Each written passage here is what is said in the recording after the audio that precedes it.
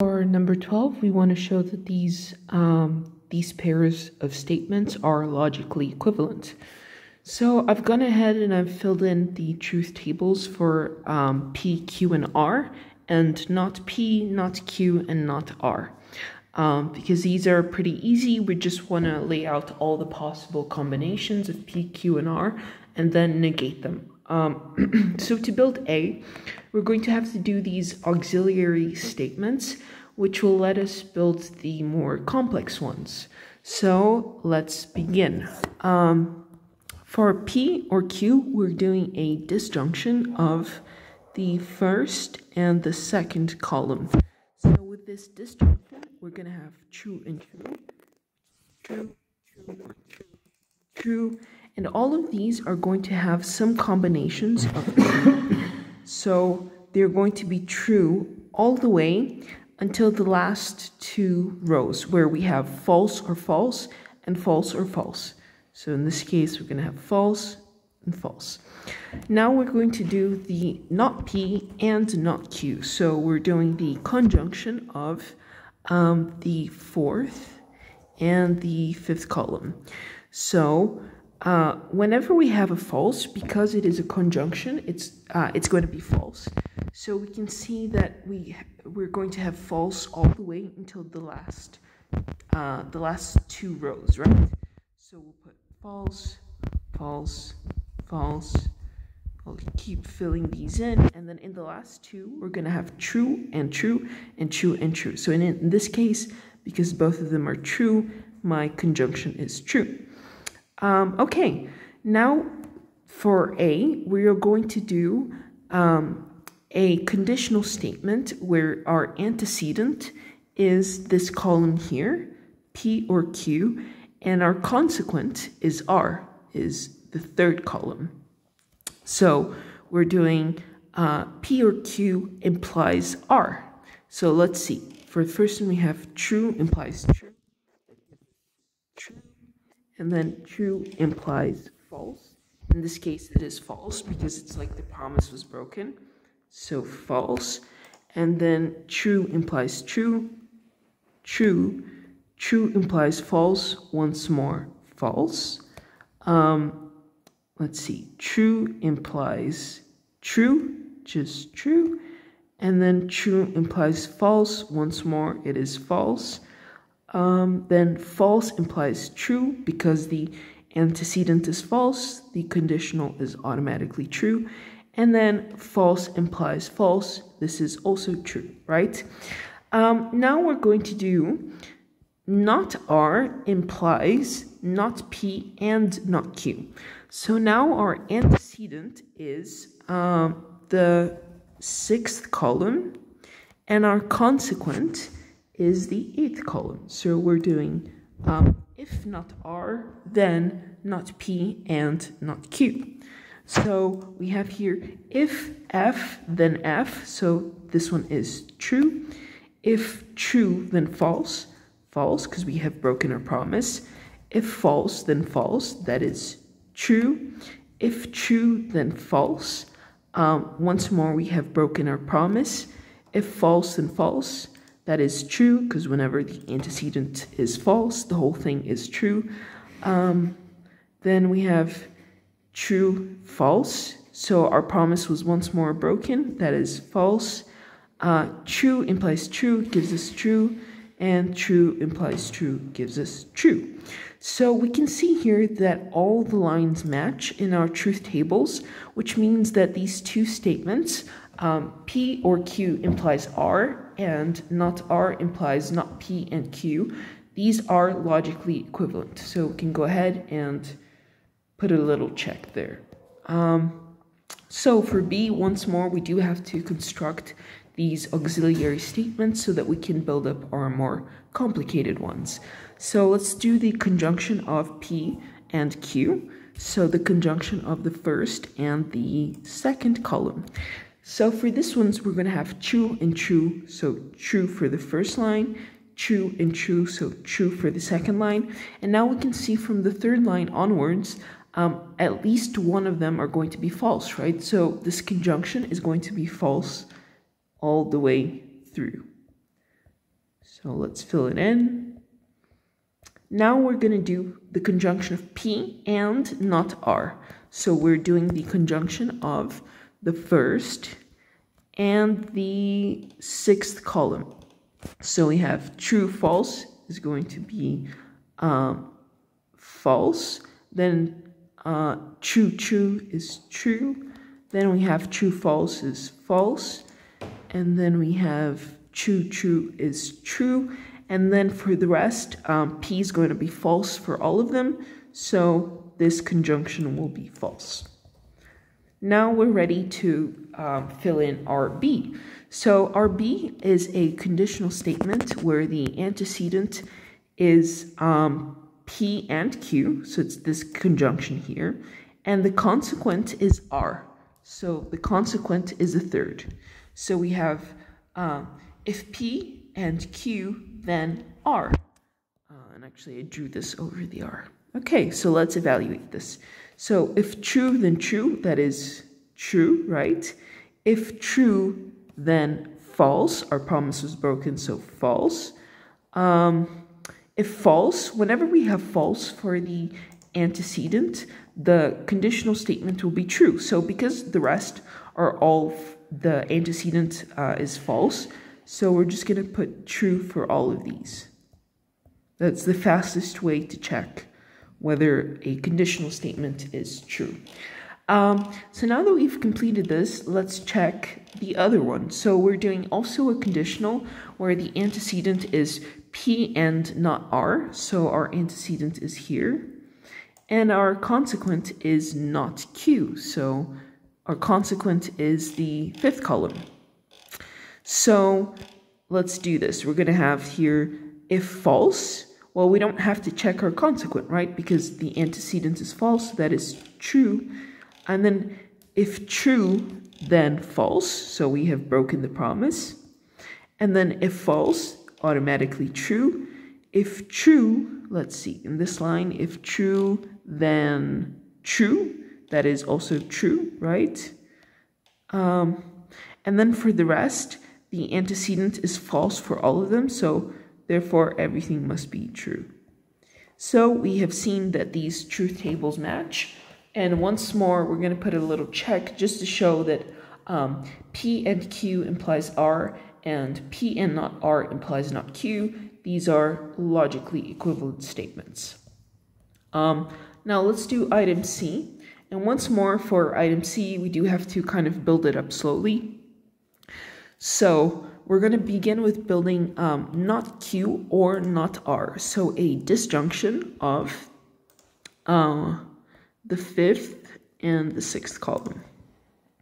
So with this disjunction, let's see, we have false or false, which is false, and then false or true. So whenever we have a true in either of them, we're going to put true. Now we have false, false, so false, and then true, because at least one of them is true for the rest. Okay, now let's do the conjunction of Q and R. So we're going to do the second column and the third column. So we have true and true, true and false, false and true is false. So whenever I see a false, I'm just going to automatically put false.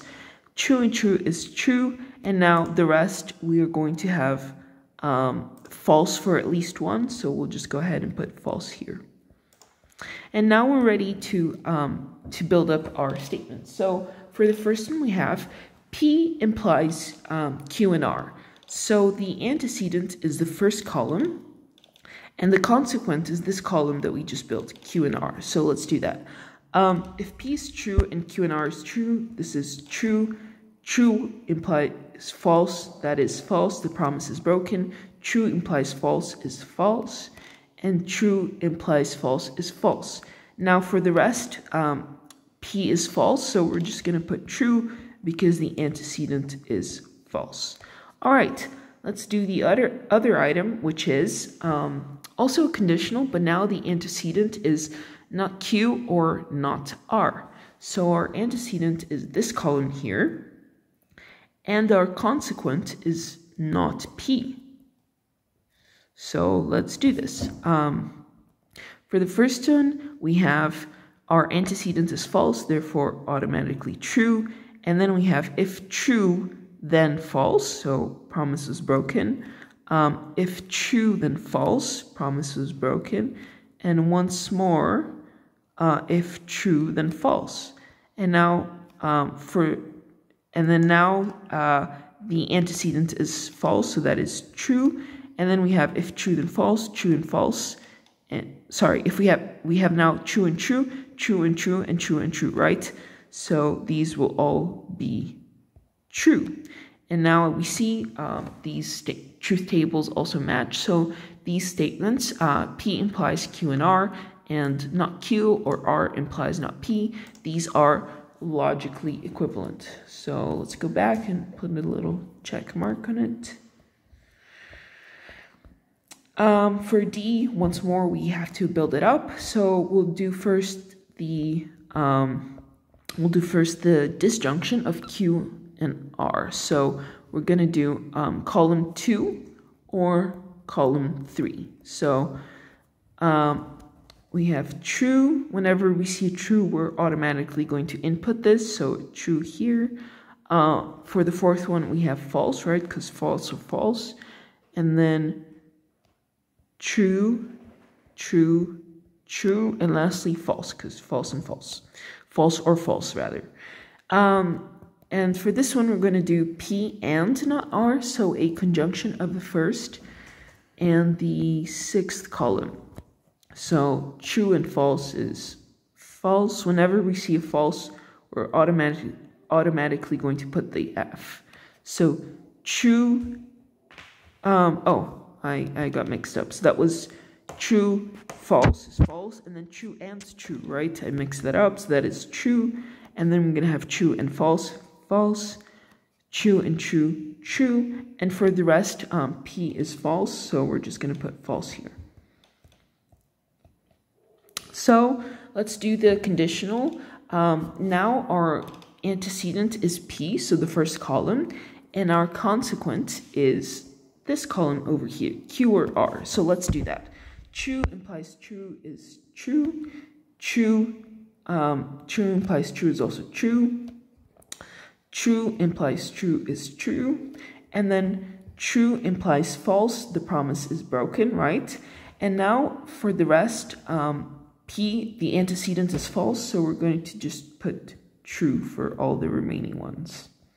Okay, and now let's do P and not R implies Q. So the antecedent is this column here, and the consequent is the second column. So antecedent is false, that means it's true. Then we have, let's see, true implies true is true. Then antecedent is false, so true.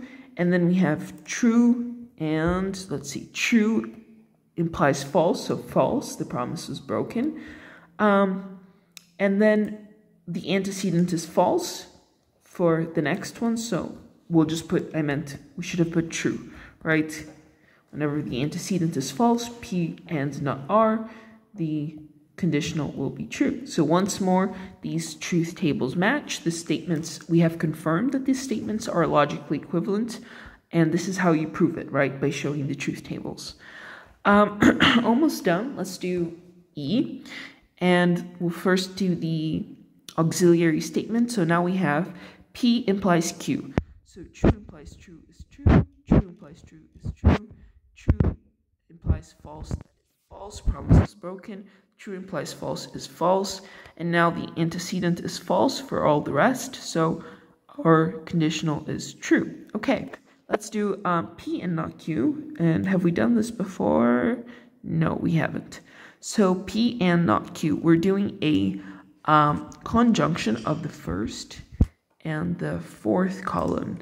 So whenever we see a false, we're just going to put automatically a false here, right? Because conjunction, if either of them are false, it becomes false. So we have true and true. That is true. True and true is true. And now everything is false because P is false.